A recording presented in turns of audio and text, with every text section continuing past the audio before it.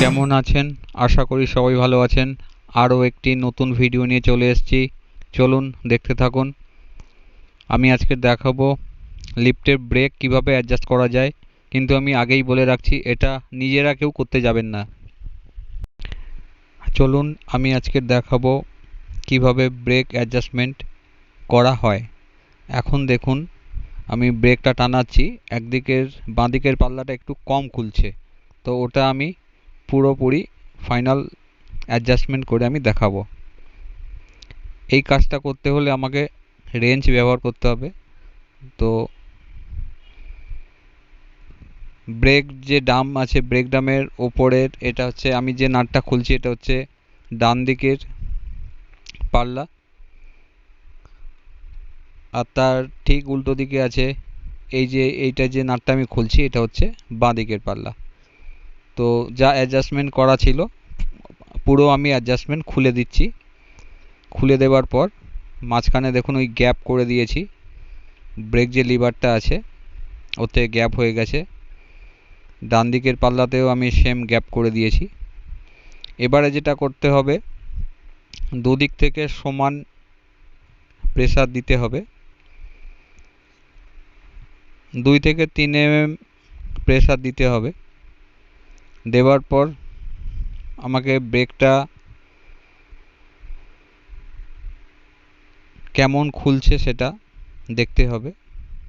যদি ঠিকঠাক খোলে, ব্রেক শুয়ের সাথে কোনো ঘষার আওয়াজ না থাকে, তাহলে আমাকে ওই অবস্থায় ফিক্সড করে টাইট করে দিতে হবে এবং দেখে নিতে হবে যে দুদিকের পাল্লা সমান খুলছে।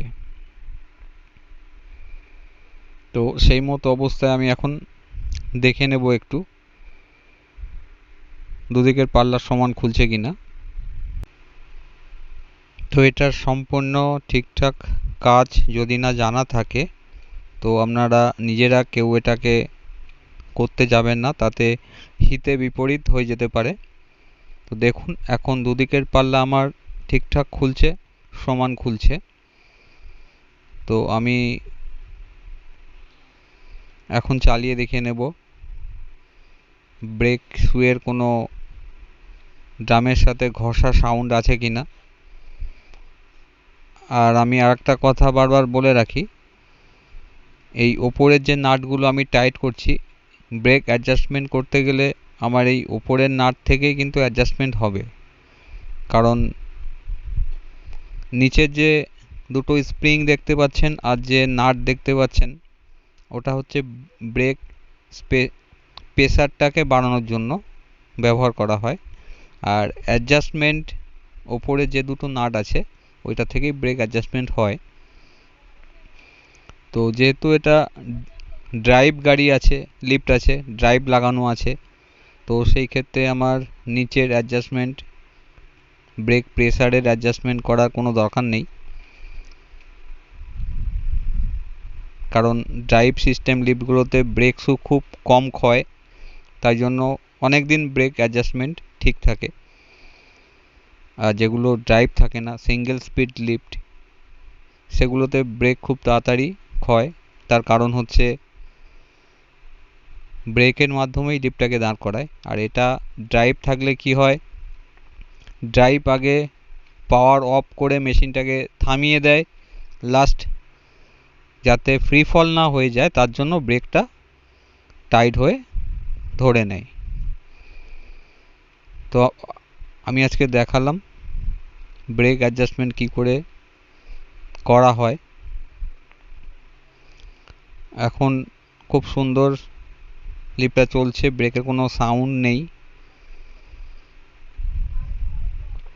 আপনাদের সামনেই আমি ব্রেক অ্যাডজাস্টমেন্ট করে দেখালাম। আপনাদের সামনে আমি লিফট ব্রেক অ্যাডজাস্টমেন্ট করে দেখালাম।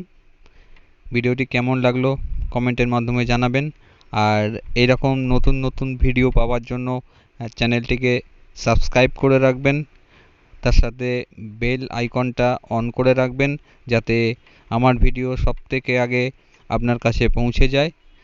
আর সবাই সুস্থ থাকবেন, ভালো থাকবেন, সাবধানে থাকবেন, আর নিজেরা কেউ এরকমভাবে ট্রাই করতে যাবেন না, তাতে হিতে বিপরীত হতে পারে।